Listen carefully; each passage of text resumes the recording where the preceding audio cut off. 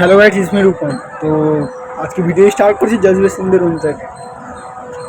আর আজকে আমার ছুটি, আর আমি ফ্রেশ হয়ে এখন বাজে 12টা, আর আমি স্নান টান করে চলে এসেছি জাজবেসিংদের রুমে। তার কারণ আজকে জাজবেসিং ঘরে চলে যাবে 3টের সময়, আর এখন বাজে 12টা।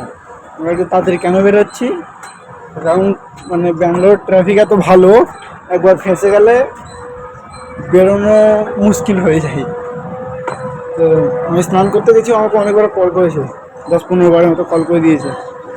তারপর আরও 2-4জনকে কল করলে বললো যে যাতে আমি যাতে আমাকে কল করে, ও ভেবেছে আমি ঘুমিয়ে পড়েছি। প্রথমে আমাকে 10টার সময় কল করে তুলে দিয়েছে যে উঠে রেডি হয়ে নি, তারপরেও আমার লেট হয়ে গেছে। हो गया बैग रेडी हो गया? দুটো ব্যাগ বড় বড়, ও এভিলিয়ান না, এটা হচ্ছে আমার बैग। कुछ है इसमें?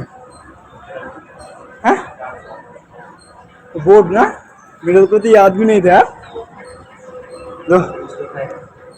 देखो দুটো, ঘরে যাওয়ার কত খুশি। गरीबेर चप्पल पहने नहीं आगे, मैं ये दे रहा हूँ, तुम ये लो, ठीक है? भाई ये दे रहा हूँ। वैसे शरीर में जान नहीं है, हमारी गाड़ी ऊपर। তো এখন আমরা স্টেশনে পৌঁছে গেছি। আর স্টেশনে পৌঁছে সর্বপ্রথম আমার কাজ যেটা ছিল যে আমার গাড়ি পার্কিং করানোর জন্য, তো আমি গাড়ি পার্কিং করে চলে এসেছি। আর ওরা যেহেতু অটোতে এসছে, ওই জন্য ওরা ব্যাগটা নিয়ে সাইডে দাঁড়িয়ে গেছে। এখন আমরা স্টেশনে যাবো, স্টেশনে গিয়ে ট্রেনটা খুঁজবো। তো আমরা তো ট্রেন তো খুঁজে পেয়ে গেছি, কিন্তু ট্রেন অনেক তাড়াতাড়ি চলে এসছে। ও স্লিপারের জন্য টিকিট কেটেছিল, কিন্তু কেন যেন এসির টিকিট হয়ে গেছে। তারপরে আমরা ওকে এসিতে বসিয়ে অনেকক্ষণ গল্প, যাই হোক বন্ধুকে ট্রেনে বসিয়ে এলাম। আর এখন বাজে 2:25, ওদের 3টের সময় ট্রেন ছাড়বে। তো রেলওয়ে স্টেশন থেকে আসার পর আমার একটুখানি শরীর খারাপ লাগছিল, ওই জন্য আমি এসে চুপচাপ ঘুমিয়ে পড়েছি, ফ্রেশ হয়নি। ওই জন্য এখন ফ্রেশ হয়ে যাচ্ছি র্যাপিডোতে।